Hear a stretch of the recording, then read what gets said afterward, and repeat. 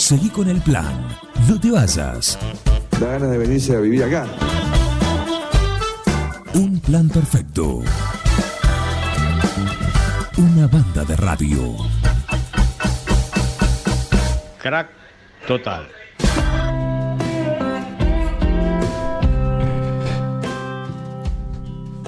Promediando la mañana ya de este miércoles acá en Un Plan Perfecto, tenemos en línea a Liliana Rodríguez. Ella es psicóloga, es parte de la red de sobrevivientes de abusos sexual eclesiástico de Argentina. Le damos la bienvenida. Buen día, Liliana, ¿cómo andás? Juan Jara te saluda. Buen día, Juan, mucho gusto. Muchas gracias por el llamado. Por favor, un gusto charlar. Ayer dialogamos con Eugenia. Sí, con Eugenia Castañaro. Excelente nota, Muy buena nota hicieron, sí. Bueno, y lo que queríamos en este caso con vos es, por un lado, que nos cuentes cómo nació la red, ¿sí? Cuál es el alcance que tienen y como para darle un marco, ¿no?, a esta cuestión. Perfecto. Sí, lo primero que te voy a decir o que les voy a contar es que la denominación de la red es Red de Sobrevivientes de Abuso Eclesiástico, porque en algún momento la denominamos abuso sexual. Bien. Eclesiástico. Luego entendimos, a partir de todo el trabajo y todos los relatos, que es mucho más amplio y que nuestro nombre estaba limitando, porque en realidad se trata del abuso en las distintas formas, además del sexual, ¿no? El abuso de poder tiene diferentes formas que aparecen, como reducción a la servidumbre, distintos tipos de maltrato, y también el abuso sexual. Es una red en permanente construcción que tiene más o menos 8 años de funcionamiento. Es una red virtual. En estos momentos de cuarentena no parece una novedad, claro. Pero cuando nosotros y nosotras comenzamos a funcionar, la herramienta fundamental es la virtualidad, porque los integrantes de esta red están en todas las provincias del país. Entonces es la manera que tenemos de funcionar diariamente a través de un WhatsApp. Y la otra gran herramienta es la página del Facebook, que es donde se comunican para inquietudes, preguntas e información, ¿no? Está integrada, como te decía, por varones, mujeres y disidencias que han atravesado situaciones de abuso eclesiástico. Es específica de ese tipo de abuso.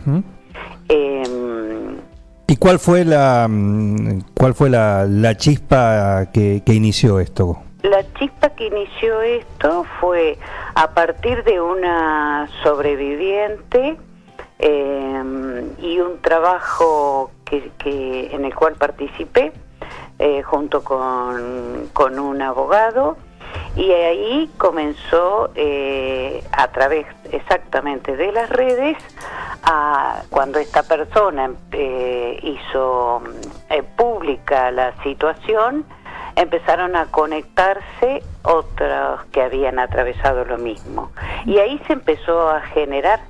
Ahí, digamos, como sobre la marcha, tuvimos que ver de qué manera podíamos dar respuesta a esto, y la tecnología nos ofreció esa posibilidad, que es la que sostenemos. Al día de hoy han estado, están o van y vienen, por una cuestión también de proceso personal, más de 150 sobrevivientes de abuso eclesiástico de todo el país. Hay algunos que residen en el exterior, pero el delito fue cometido en Argentina. ¿Por qué el término sobreviviente? Porque es un paso muy importante en el proceso individual, en el proceso personal de las personas, cuando pueden hacer el pasaje de su propia situación para comprender que están en un marco mucho más amplio y que su búsqueda de justicia se encuentra y coincide con la de otros y otras que han atravesado lo mismo. Entonces, sin dejar de tener en cuenta su causa o su situación traumática vivida, pueden comenzar a pensar en la de todos. Bien. Y una de las cosas más importantes que empieza a aparecer es cuando se da el pasaje entre esto que me pasó y esto que no quiero que vuelva a pasar, lo que decía ayer Evangelina, de algún modo, ¿no? Cuando quiero que no vuelva a pasar y me doy cuenta que esto está pasando en muchos lugares, entonces la red es el espacio de poder ir encontrando respuestas todos y todas juntas, para su situación, para que no suceda más y para visibilizar qué es lo que estamos haciendo en este momento. Por eso es tan importante el compromiso de los y las periodistas en este tema. Siempre hemos encontrado profesionales de la comunicación comprometidos con esta lucha, entendiendo que hay que llegar a la comunidad para que la comunidad tenga la información de esto que sucede y poder tomar ciertos recaudos también. Claro. Liliana, Martín te saluda, ¿cómo estás? Hola Martín, ¿cómo estás? Bien. Cuando una víctima se acerca, ¿no? Bueno, de esta forma virtual que vos comentabas, ¿cuál es el protocolo que tienen para actuar? En realidad toma contacto a través del Messenger de diferentes formas, porque no siempre las personas pueden de una decir ni poner la palabra abuso, y tienen una entrevista, en este caso conmigo, y allí, bueno, se produce una o varias acerca de la situación que han vivido, de las necesidades que los lleva a conectarse con la red. A veces son preguntas digamos, están como muy en el inicio del proceso, con malestares que recuerdan, a veces son derivados por otros colegas, a veces la persona ya tiene un proceso terapéutico y su necesidad es encontrarse con pares, porque la gran fortaleza de la red es el sostén de pares. Esa posibilidad que da de entrar a un espacio donde no es necesario explicar mucho, porque quienes allí están han atravesado situaciones similares. Entonces hay un código que se comprende fácilmente y la persona no tiene necesidad de hacer un relato y de exponerse mucho, sino con algunas cuestiones empieza la identificación en espejo, ¿no? de lo que trae quien ingresa con lo que han vivido quienes ya están, porque digamos es un tipo de delito que deja huellas emocionales muy importantes. Estamos dialogando con Liliana Rodríguez, que es psicóloga, miembro de la Red de Sobrevivientes de Abuso Eclesiástico en Argentina. Sumamos a la charla a nuestra compañera Eliana Dramicino, que está en la localidad de Dudignac. Eli. Sí, bueno, agradecerle a Liliana por este espacio, por estas palabras, y preguntarle desde su lugar de profesional, que me imagino su trabajo es seguramente mucho más amplio, y los abusos los encontramos lamentablemente en muchos entornos. Este entorno particular, el eclesiástico, cuando uno entra al trabajo con las personas que han sido abusadas, ¿cuáles son las particularidades, Liliana? ¿Cuáles son las formas en que se han repetido? Eso por un lado, y por otro lado, si en los últimos años ustedes han visto algún tipo de cambio de reacción frente a su denuncia. Hola, bueno, mucho gusto. Creo que lo que vos me estás preguntando tiene que ver con determinados indicadores que nosotros lo leemos en las huellas emocionales que tienen las personas, ¿no? Y que porque como esto corresponde a un fenómeno en el que está presente el abuso de poder en forma absoluta por un adulto responsable que pertenece a una institución con un gran poder y que generalmente tienen un poder social muy importante en relación a un niño, niña, adolescente que ha sido avasallado corporal y subjetivamente a través de situaciones de abuso. Esa sería como la caracterización principal.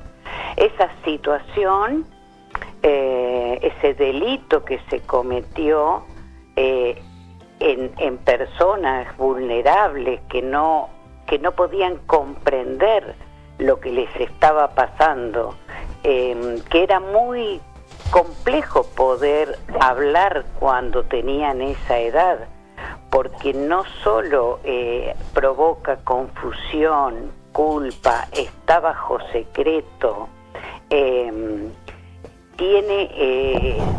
son niños y niñas que están bajo una manipulación muy importante, porque quienes agreden también saben a quién agreden, es decir, eligen sus víctimas, tienen algún punto de vulnerabilidad, sea social, económico, familiar, que refuerza esa idea de esta denominación que la Iglesia tiene de padre y madre, ¿no?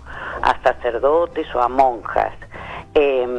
Entonces se convierten en personas de confianza en quienes estos niños o niñas confían absolutamente, y generalmente el accionar que tienen estos agresores es también ganarse la confianza de las familias.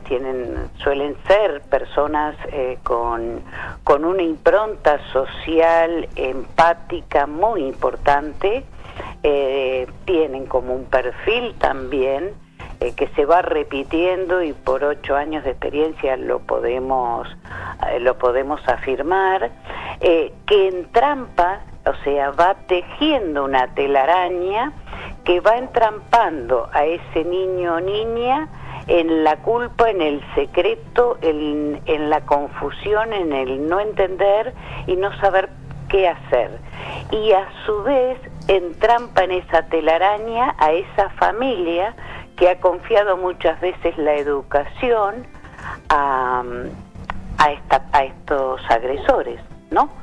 Entonces, las situaciones que nosotros escuchamos en la red por parte de nuestros compañeros y compañeras son situaciones que tienen estas características, y podría también agregar que hay otras situaciones, porque se dan en diferentes ámbitos, es decir, algunos han atravesado esta situación en una escuela, en un campamento, en el momento de la confesión, o cuando estaban haciendo el noviciado, o cuando eran monjas o ex seminaristas.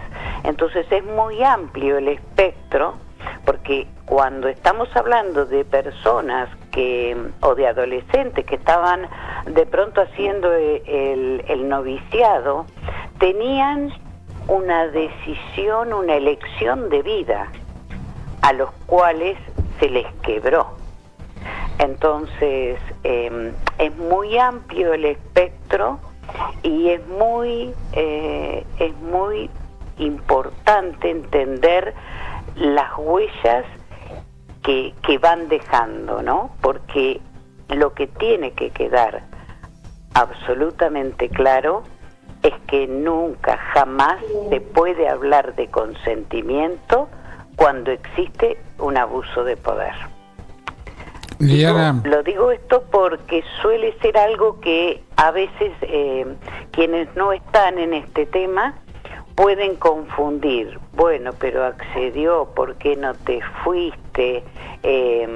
¿Cómo no te diste cuenta? Y lo que se está haciendo en esas situaciones es revictimizar, es no tener claro que no se fue porque no se podía ir, porque era imposible que pudiera tomar una decisión. Entonces ahora adultos pueden comprender, y parte del proceso terapéutico tiene que ver con eso, de adultos poder comprender a aquel niño, niña o adolescente que era una víctima, que no podía hacer otra cosa, que fue formateado en la culpa, en el miedo, en el terror a no ser creído, el aislamiento, el sentirse solo. Por eso es tan importante poder poner en palabras, poder reconocer esto que le pasó y poder transformarlo en una situación de luchar contra esa injusticia. Y por eso es tan fuerte y tan colectivo, porque es una frase que está en todos y todas las sobrevivientes, el hacer algo para que nunca más le pase a ningún otro niño o niña. Y como red, entonces, ¿cuál es la función y la importancia de la visibilización? Esto que estamos haciendo ahora es poder decirle a una comunidad que esta red no está en contra de las elecciones personales de creencia. Todas las personas tienen y tenemos el derecho a creer en lo que cada uno y cada una considere. Nuestro problema es con la institución Iglesia, nuestro problema es los mecanismos de encubrimiento e impunidad frente a estos delitos. Que quede, porque tiene que ser claro, estos no son pecados, estos son delitos. Liliana. Entonces, el punto crítico que tiene la red es con la institución, con estos mecanismos y con convocar a la comunidad a que pueda escuchar empáticamente los relatos de los sobrevivientes. Esto que sucedió ayer en el programa de ustedes con Evangelina.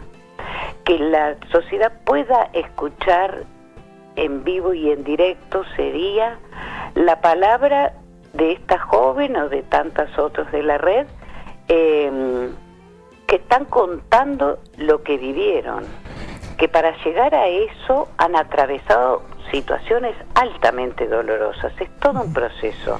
Liliana, compañero acá, Miguel Bengoa, te quiere hacer una consulta. Sí. Liliana, buen día. Hablaste de un delito y obviamente estamos frente a un delito. ¿La red tiene algún cuerpo legal que pueda prestar una asistencia? Sí, tiene un grupo de abogados amigos de la red que está integrado por abogados que algunos son familiares de algunos sobrevivientes y otros han intervenido en causas, han intervenido en juicios. Han sido abogados de sobrevivientes que integran la red. Eso es lo que quiero decir. Sí, claro, sí. Relacionado con esto, también a veces, si la red da, digamos, una forma preventiva, a veces es difícil de implementarse, por lo que contabas, pero digo, una vez que la gente pierda el miedo, porque en este caso el tiempo juega a favor del abusador en los plazos legales. Exactamente, ese es el intento que tiene que ver con el encubrimiento y la impunidad, o sea, tratar de extender en el tiempo, ¿sí?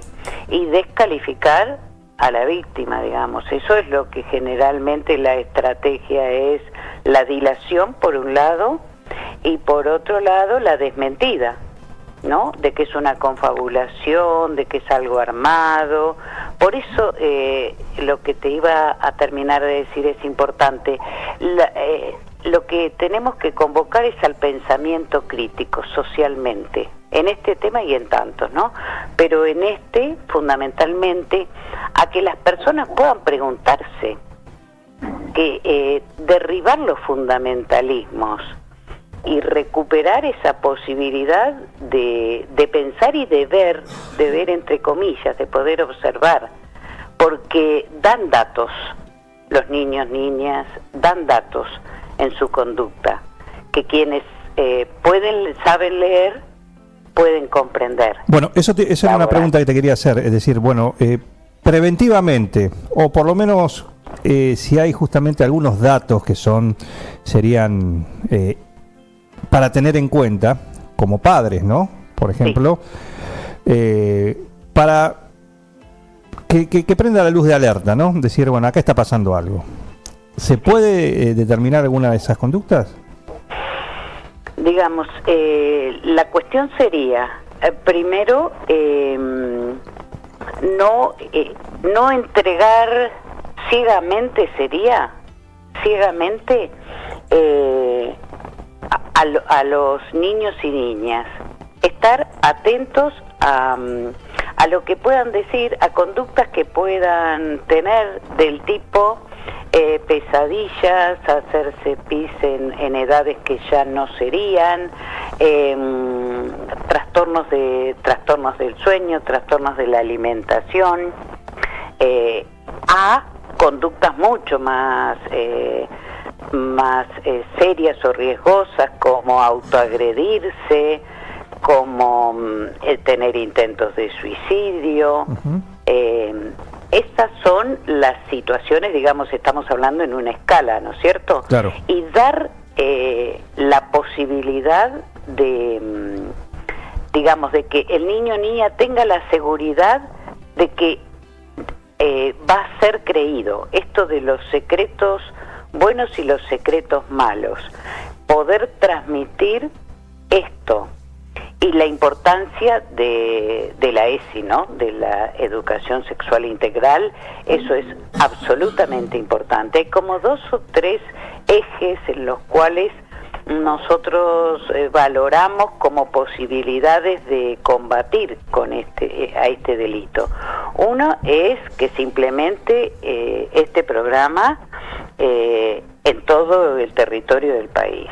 El otro es lo que puede hacer las familias en este sentido que veníamos charlando.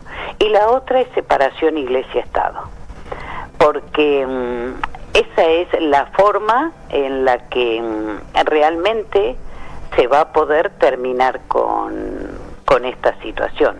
Lo que pasa es que, bueno, la institución intenta tapar el sol con las manos y ya no están pudiendo, porque digamos, desde que asumió Bergoglio ha tenido todo un discurso para luchar contra la pedofilia en la Iglesia. El tema es que no coincide lo discursivo con las acciones concretas.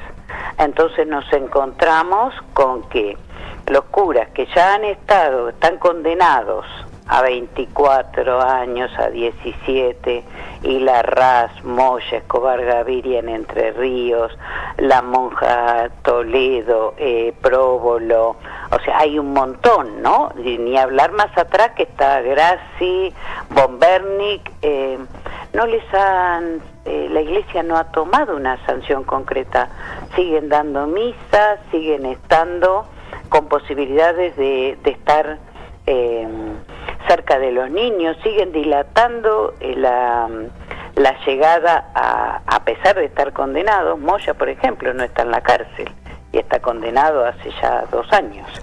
Entonces, esas son las acciones que no se ven. ¿Y qué se ve? Se ve que, por ejemplo, en los arzobispados de Rosario y Santa Fe, la semana pasada, que entiendo no es mi fuerte, pero sí sé que son directivas directas del Vaticano. Han convocado a la comunidad a denunciar en la sede de los arzobispados las situaciones de abuso eclesiástico. Esto ha traído como consecuencia que ha reaccionado la sociedad civil. Entonces hubo una denuncia por parte de Carlos Ensink, que es un abogado, presidente del Colegio de Abogados de Rosario. Ha hecho una denuncia penal por usurpación de funciones, porque no es el ámbito para tomar denuncias. Eso por un lado. Por otro, no es que, o sea, existe el derecho canónico y sus pasos, pero intentan tener funciones que le corresponde a la justicia civil, a la justicia penal. Y también han expresado, y esta es la última noticia, creo que la sacó en el día de ayer, el Diario 1 de Santa Fe, que frente a esto y frente a la reacción de la sociedad civil han dado una conferencia. Entonces nos encontramos con que están tomando las denuncias, han sido designadas una docente y una abogada, a quienes definen como casadas, con hijos y con antecedentes importantísimos en sus trabajos pastorales. Pero reconocen no estar capacitadas, es decir, que además de que es el ámbito que no corresponde, toman funciones sin estar capacitadas en un tema tan delicado como este, y hablan de que entienden que van a tener una acción similar a la que tenemos los y las psicólogas, porque va a ser un ámbito para desahogarse. O sea, es un conjunto de situaciones, porque eso es no solo usurpación de título también, porque para ejercer la psicología hay que ir a la universidad y tener el título habilitante, sino que pueden, y es lo más probable, que hagan iatrogenia. ¿Qué es? Iatrogenia, es decir, provocar un daño, porque están ejerciendo o queriendo ejercer una profesión para los cuales no están habilitados. Entonces, en este tema es un tema muy delicado para intervenir profesionalmente. Liliana, todo esto a qué lleva a pensar, y redondeo con esto, lleva a pensar que lo que llamamos popularmente los manotazos de ahogados, es decir, querer hacer algo para meter dentro lo que se está escapando por todos lados, pero de una manera que no corresponde desde ningún punto de vista. En realidad nosotros como red desaconsejamos, eso está en nuestro protocolo desde los inicios, el camino canónico, porque es un camino de revictimización. Entonces, eso en realidad las personas deciden, por supuesto, libremente, y si quieren hacer el camino canónico, lo hacen, claro. Pero como concepción de la red, lo desaconsejamos. Liliana, ¿se acercaron a ustedes gente que haya tenido abusos de otro tipo, de docentes, de personas de otros credos también? No, si entendí bien, abuso de docentes... Sí, que haya recibido abusos de otros ámbitos. De otros ámbitos donde también ocurren, ¿no? No. Es una red específica de abuso eclesiástico. Eclesiástico, sí. ¿Y de otros credos tampoco? no han consultado, no ha habido consultas. Liliana, la última se la dejamos para nuestra compañera Eliana. Sí, Eliana. Bueno, agradecerle a Liliana, que ha sido muy clara con todos sus conceptos y con su mirada que nos hace muy bien en este tipo de comunidades pequeñas, en donde es muy difícil a veces cuando se dan estas situaciones, en cualquiera de los ámbitos, pero bueno, por ahí que pueda dar una dirección de Facebook o de correo a través donde puedan dirigirse familias, allegados, amigos o víctimas que quieran comunicar. Sí, el Facebook es Red de Sobrevivientes de Abuso Eclesiástico de Argentina. Se pueden comunicar a través del Messenger con cualquier información, pregunta, malestar que hayan recordado, comunicarse y nosotros inmediatamente contestamos, porque ¿qué sabemos también? Que quien abusa no lo hace solo una vez. Por eso con seguridad podemos decir que hay a cada sacerdote o a cada monja agresora hay más víctimas de las que han podido hablar, porque con este mecanismo de traslado nos encontramos de pronto con varias generaciones agredidas por el mismo sacerdote, que fue siendo trasladado a diferentes lugares. No lo hace solo una vez. Entonces, que quienes estén escuchando, que estamos seguros que hay más personas, que no duden en comunicarse, que la información es absolutamente reservada, que nadie los va a exponer, porque sabemos perfectamente por lo que han vivido, y que los estamos y las estamos esperando. Es el mensaje fundamental. Liliana, muchísimas gracias por el contacto y bueno, seguramente habrá otro, porque quedaron, por supuesto, algunas cuestiones también que es interesante consultarlas, conocerlas y, por supuesto, tener la explicación de un profesional, en este caso vos, ¿sí? Así que muchísimas gracias por el contacto. Muchísimas gracias a ustedes y bueno, y a disposición. Y cierro con esto, nunca es tarde para poder poner en palabras una situación traumática de estas características, porque se trata nada más y nada menos que de la salud, entonces nunca es tarde. Nuestro compañero más grande guardó durante 60 años el secreto, tiene 75, entonces nunca es tarde. Clarísimo, muchísimas gracias, Liliana, un saludo. Hasta luego, gracias. Bien, ahí la charla con Liliana Rodríguez, psicóloga, parte de la red de sobrevivientes de abuso. Muy interesante. Eclesiástico de Argentina. Eli, ¿alguna consideración? Sí. No, muy claro, me parece que cada uno toma un poco el sentido de cuál es el espacio de la radio, de los medios, ¿no? De poder darle la voz a aquellas personas que a veces en forma anónima trabajan con gente que pasó por ese tipo de trances, que bueno, daba el ejemplo ella del tiempo que puede llevar a traer ese tipo de trabajo. Así que creo que es muy interesante, Juan, y que en comunidades pequeñas como las nuestras, que no, los abusos están en todos lados, y cuando uno empieza a visibilizar estas cosas, suma mucho. Sumate a esta banda de radio. No, not you, not you.